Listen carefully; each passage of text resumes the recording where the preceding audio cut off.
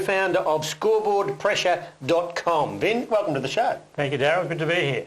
Well, Vin, a website all about scoreboards. How did this come about? It came about from becoming a scoreboard attendant. About 6 years ago, I started doing the scoreboard down at Williamstown. And up until then, I had no great interest in scoreboards. I just thought, oh, that's just part of going to football. There's a scoreboard there. But I remember from the time I climbed up the rickety old ladder into this tin shed on stilts and walked into this room with mouldy old carpet and a little bar fridge and these yellow and black numbers hanging on the walls, I thought, geez, there's something here.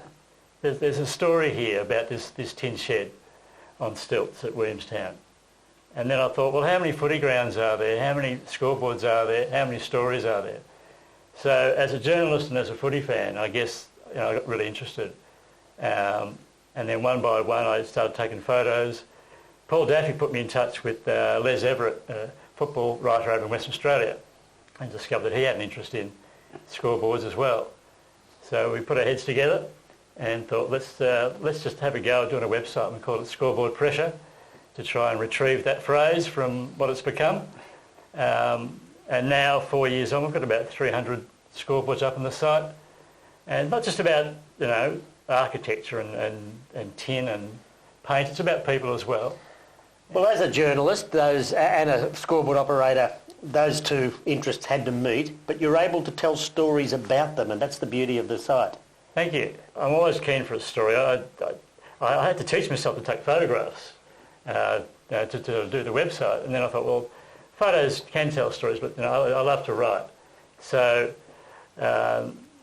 not all 300 are stories about every scoreboard attendant, but every now and then you'll come across people.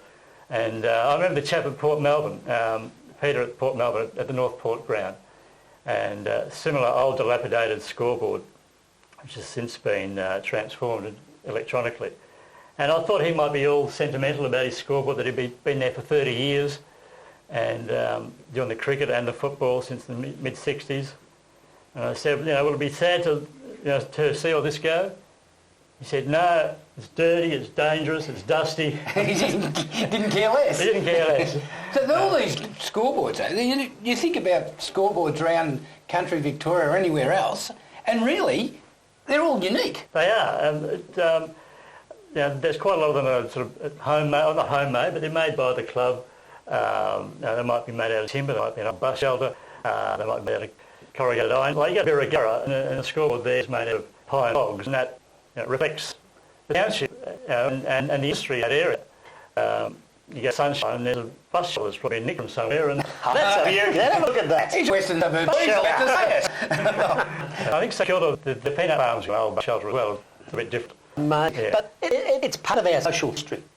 Yes. It's much part of our social history as the architecture in town or whatever. Yeah, so I think Scoreboard Marilyn, which at the St Kilda ground, was photographed by Wolfgang Siebers, an industrial photographer of Australia. So he obviously saw value in the scoreboard structure there. A big structure like that at Moran or the Junction Oval, you can go to Werribee South, there's a bit of junior footy on a Saturday morning, and paint sort of fading, and it's all falling apart. It tells a story about people's commitment to the game, because they still repaint that scoreboard every few years. Well, you've brought in some great photos from your site. Can you tell us a bit about some of your favourites and stories behind? Belbrae is the scoreboard of Belbrae is the Ayers Eels Junior Football Club. Ayers Inlet have got their own footy ground. There's been a long-running battle at Ayers Inlet in the Ocean Road for a sports ground, so the Ayers Eels Junior Footy Club has a ground at Belbrae, about 20 kilometres away. So the first game about 3 years ago, they established a club, players registered, uniforms, insurance, all sort of stuff. First game, players rock up, where's the scoreboard? Two guys in the committee were asked to come up with a scoreboard. Half an hour before the game, Ute turns up, cement mix, scoreboard, there it is. So they got it there just in time. Good Aussie improvisation. That's right. And what's lovely about here is the Eel scoreboard, and there's a picture there of two players who can sell it, is that I was watching the Ashes, I was playing England about 8 months ago, I think it was, and this is out on the telly during the Ashes for the Wipe Off 5 campaign. And I saw the Ayers Eel scoreboard, or what I thought was the Ayers Eel scoreboard, on this Wipe Off 5 campaign with Chris Judd and Nick Maxwell. That's the Ayers Eel scoreboard. And I did a bit of research, and what had happened was the advertising company that was making the advertisement of the Wipe Off 5 campaign was looking for a scoreboard to base their ad on. And they came across the Belbrae scoreboard, possibly through Scoreboard Pressure. And the art department made a replica and put it in a park in East Brighton.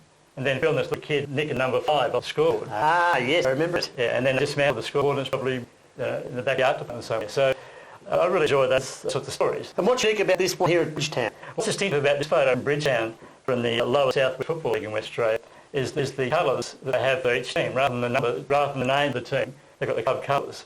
And I think that's very unusual. Coburg sort of knocked on the door of the scoreboard there, I think, and met a guy called Kyle Walsh, and he'd been on the scoreboard at Coburg for about 10 years. He was telling me his first scoreboard experience when he was an 8-year-old, and his dad was playing for the ANZ Bank. And that scoreboard's still there. It was built, I think, 1965, from North Melbourne, played one season, I think, at Coburg.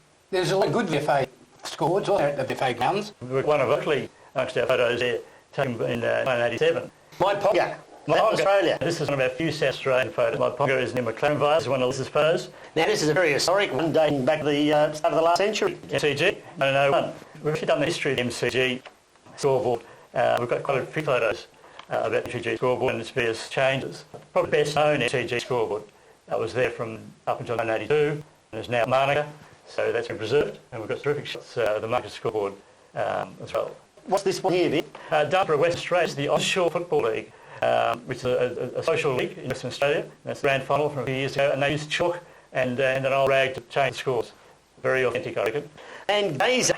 Gazer, South Australia, came across this via a reading league issue, and this guy, Ski, does a scoreboard at Gazer, and they built a new scoreboard, and he was really happy about it because it was close to the canteen. And that's all he needed to do. This one here? Meriden in Western Australia, from there, this is an example of generations of scoreboards. So Meriden had his old trailer as a scoreboard, which I thought was terrific, and it's been succeeded by an electronic scoreboard more recently. In the background, when they're taking the photos, he found a great piece of archaeology and found an old shed that was another scoreboard at Meriden. So even though Meriden hasn't got a footy team anymore, it's home to a few teams, it's got history of at least 3 scoreboards. What about this one? Newgate. Newgate is probably our favourite scoreboard in Australia. I've never been to Newgate, but this scoreboard photo from Liz Everett shows the birth date and the death date of a local personality. When 1935 died in 2010, and a local pastor had seen this another scoreboard elsewhere in South Australia and thought it was a great way to remember somebody. So this scoreboard probably out there just for a few days. Now this one's got me intrigued even how to pronounce it, Vic. Well, I hope I pronounce it right. 38, the Mortlake Football League in Western Australia. And the scoreboard attendant there, you won't be surprised, his name is Blue. And he's easy to fuss about getting the score on because he knows the guy umpires will keep him in line.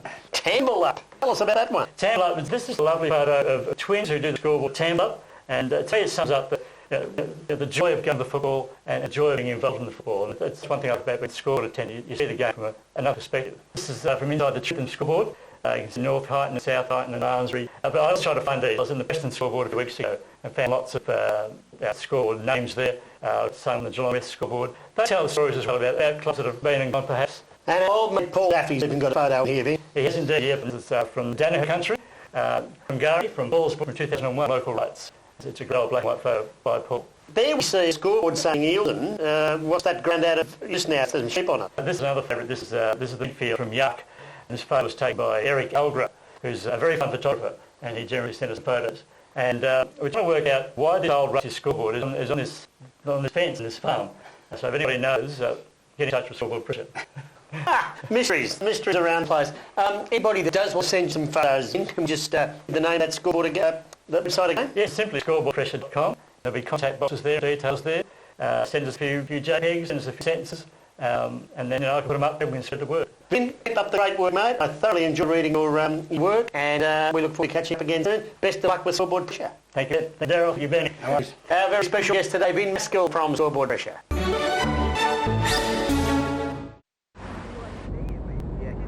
In an emergency, if your car has auto emergency braking, it will sense danger and brake if you don't.